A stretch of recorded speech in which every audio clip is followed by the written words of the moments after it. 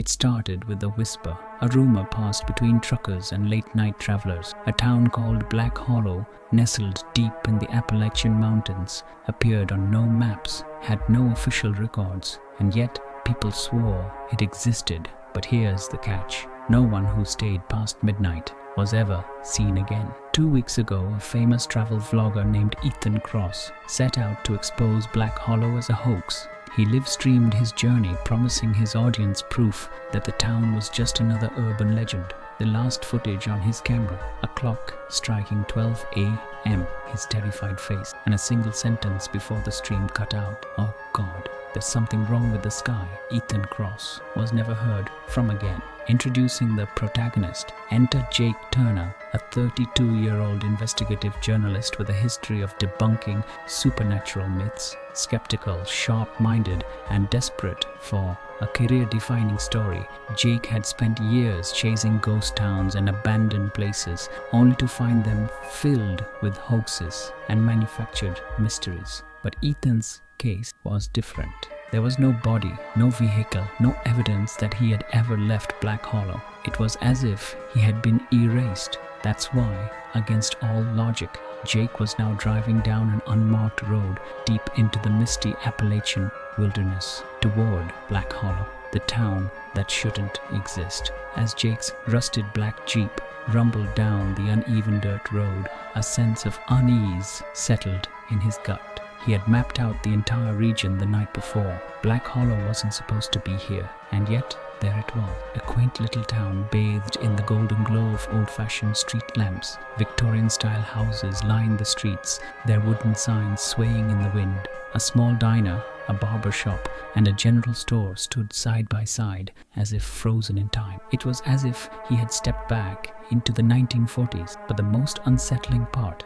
there were people here. Not ghostly figures, not shadows, actual people, dressed in old-fashioned clothes, chatting, laughing, and living their lives as if nothing was wrong. Jake slowed his Jeep, rolling to a stop in front of what appeared to be a bed and breakfast. The sign above the door read, "Welcome to Black Hollow. Stay as long as you like." Something feels off. Stepping out of the car, Jake felt the air shift, like stepping into a place out of sync with time. The scent of wood smoke and rain lingered in the air, and the sky overhead looked different. The stars were too bright, too still. A woman, middle-aged, wearing an old-fashioned green dress and pearl necklace, stepped out onto the B&B's porch, smiling warmly. "You must be tired," she said. "We don't get many visitors. You're welcome to stay the night." Jake hesitated. The place felt normal, but deep down, something wasn't right. Then he noticed the clock tower at the end of the street. The time read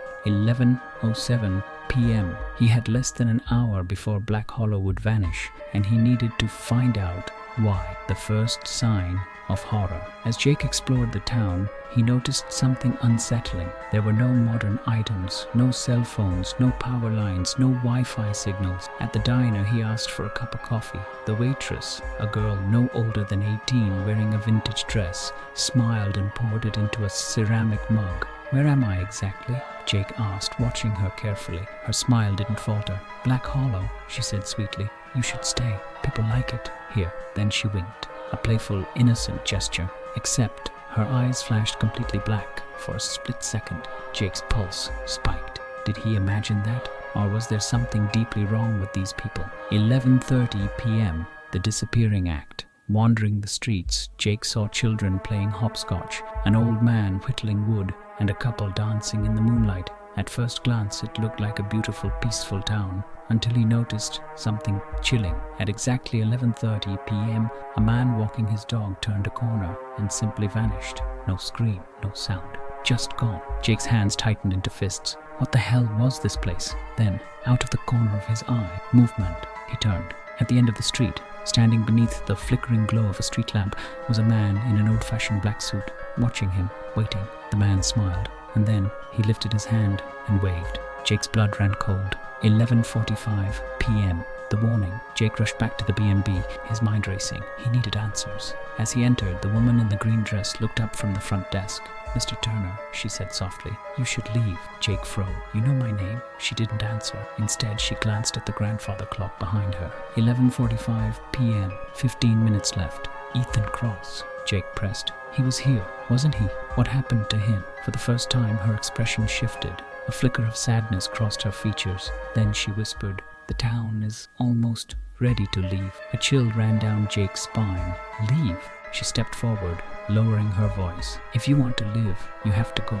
Now." Behind them, the grandfather clock chimed. A slow, heavy toll. 11:50 p.m. Jake turned toward the door, ready to run, but then he saw the shadow moving outside the window.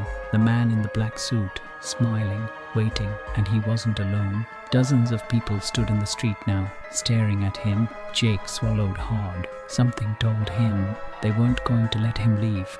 11:50 p.m. No way out. The street was full now. Men, women, and children stood motionless outside the bed and breakfast, their faces blank, their eyes watching Jake like he was some kind of prey. The man in the black suit remained at the center. A polite smile stretched across his lips. His presence was different, raw. The air around him seemed darker, heavier. Jake's instincts screamed at him to run. The woman in the green dress, Margaret, as her name tag read, stepped in front of him. "You need to listen to me," she said in a hushed tone. "You have to leave now, or you'll never leave at all." Jake's jaw clenched. "Then help me." Margaret glanced at the clock. 11:52 p.m. Her hands trembled. She was scared. "The road you came on. Drive fast. Don't stop. No matter what you see, don't stop." Jake didn't hesitate. He turned towards the door, and the man in the black suit moved. He didn't walk. He didn't step. He was suddenly just there, blocking the exit. "Going somewhere?" he asked. His voice was calm, velvety, inhuman.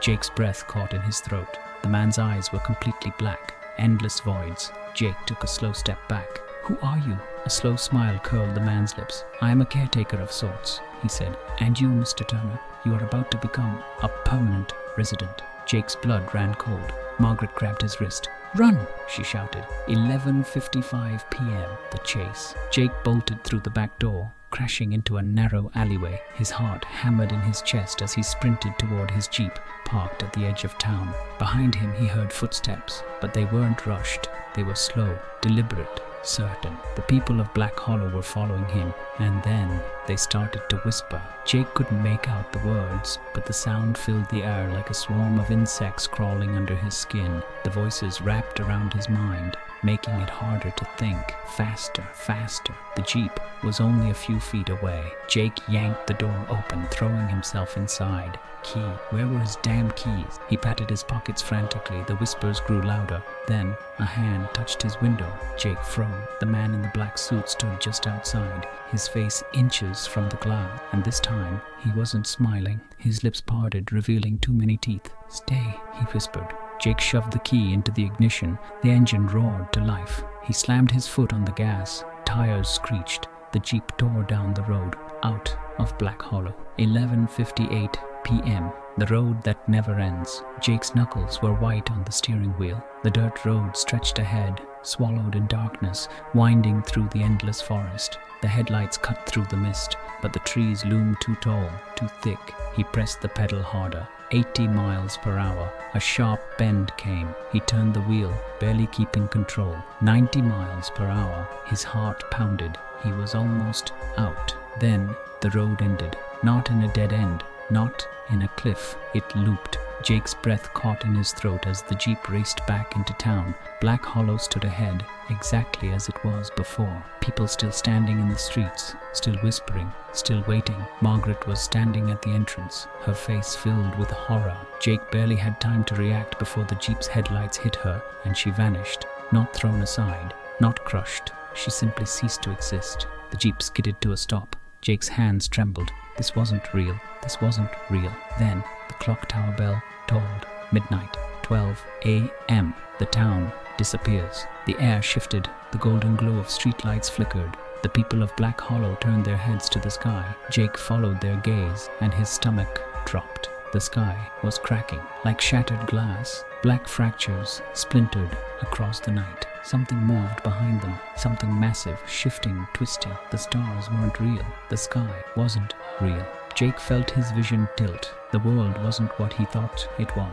Then, for the first time, he heard it. A deep, guttural voice. Not from the people, not from the man in the black suit. From above, from the thing behind the crack. It spoke. One word. Stay.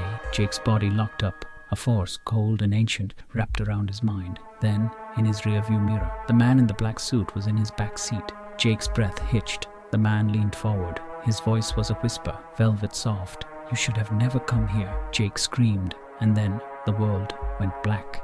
12:05 a.m. Trapped in the unknown, Jake's scream echoed through the darkness. Then silence, cold, stillness. His body jerked awake. He gasped, lungs desperate for air. His fingers clawed at the ground beneath him, grass damp and soft. Jake's eyes snapped open.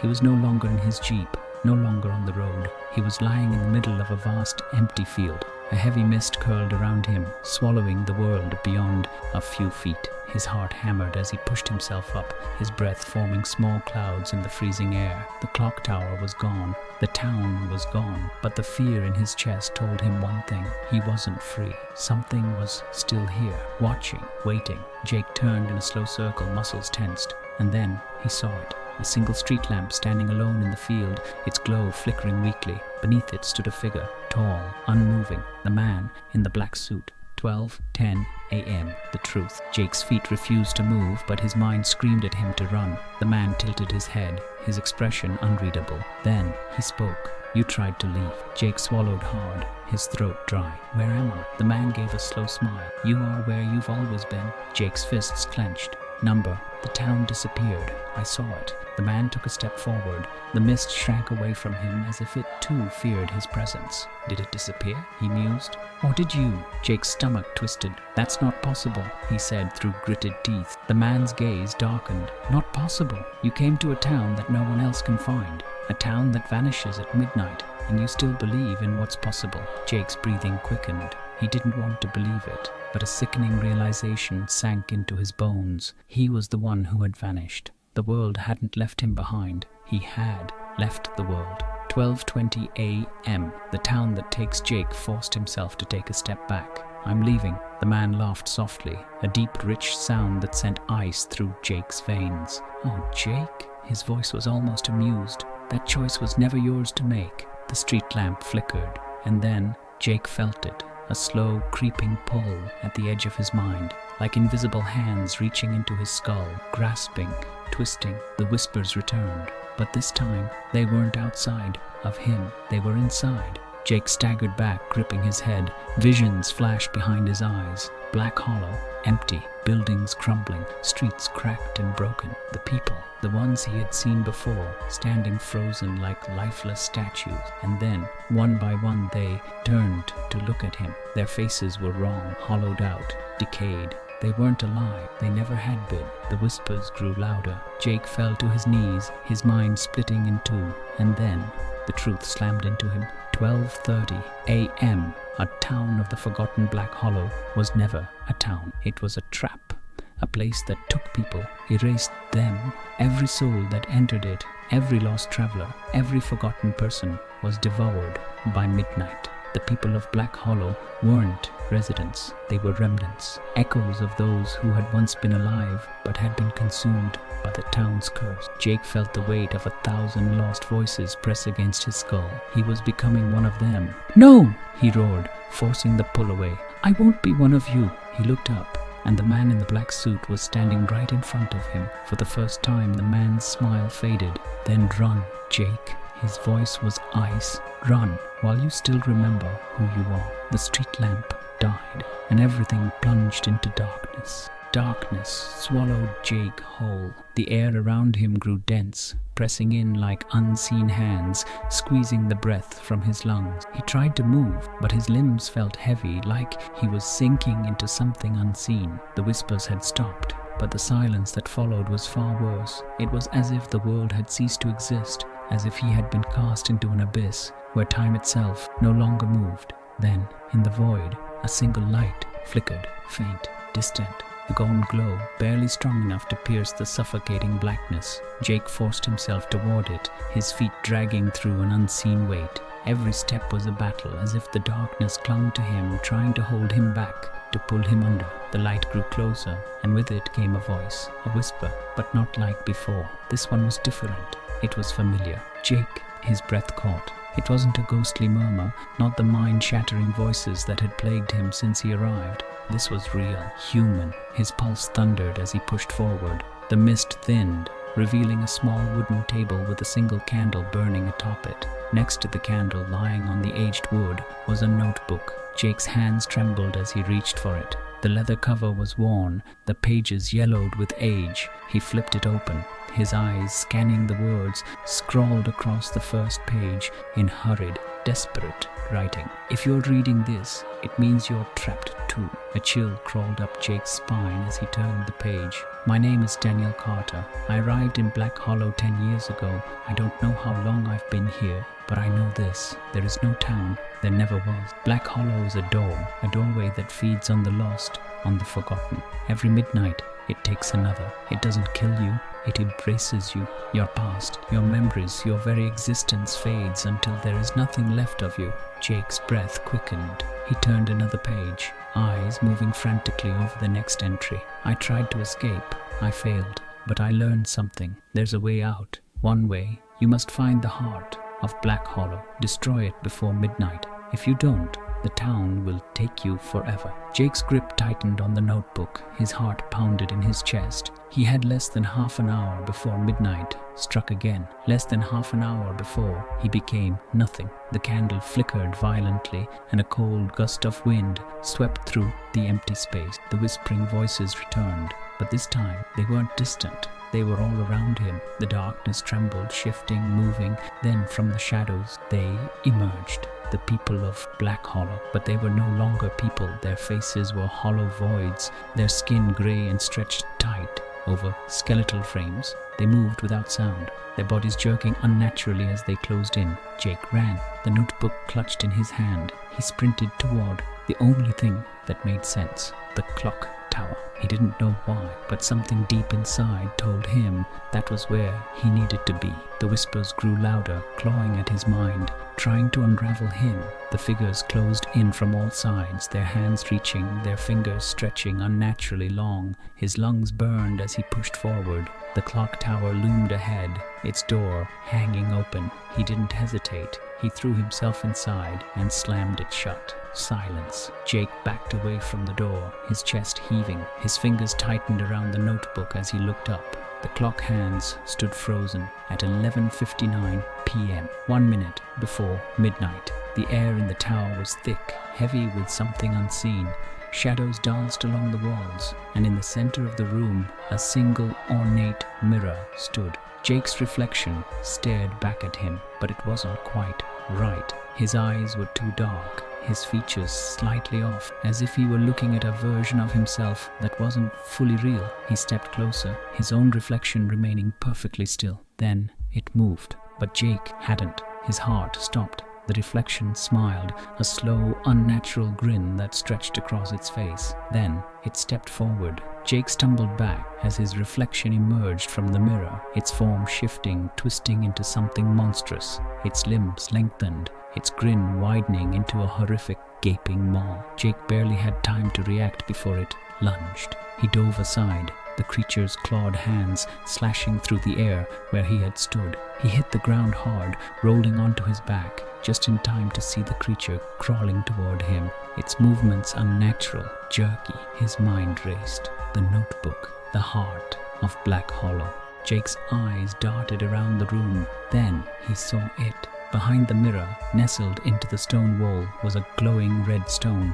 A pulse of dark energy radiated from it, making the air tremble. The heart. Jake scrambled to his feet, dodging another swipe from the creature. It let out a guttural, inhuman screech as he sprinted toward the stone. The whispers screamed in protest. Jake grabbed the heaviest object he could find, a rusted iron rod lying on the floor. He gritted his teeth, muscles tensing, and swung it with everything he had. The rod connected with the stone. A deafening crack split the air. The entire tower shook violently. The walls trembled, cracks forming along the stone. The shadows shrieked. the figures outside writhing in agony as the very fabric of Black Hollow began to unravel. The creature let out a final ear-piercing screech before it dissolved into dust. Jake stumbled backward as the mirror shattered, shards flying in every direction. The clock above began to tick. 11:59, 12 a.m. The world exploded into white light. Jake awoke with a gasp. He was in his jeep. The road stretched before him, endless and familiar. His hands trembled as he gripped the steering wheel, his breath coming in ragged gasps. He turned his head. The town was gone. No clock tower, no buildings, nothing but an empty highway. His heart pounded in his chest as he looked at the passenger seat. The notebook lay there, open to the last page. One final message, scrawled in frantic, fading ink. You made it out. But Black Hollow is never truly gone. It waits, and one day it will find you again. Jake swallowed hard, his fingers tightening around the steering wheel. He didn't know where he was going, but he knew one thing for certain. He would never stop driving, because no matter how far he went, Black Hollow was always waiting.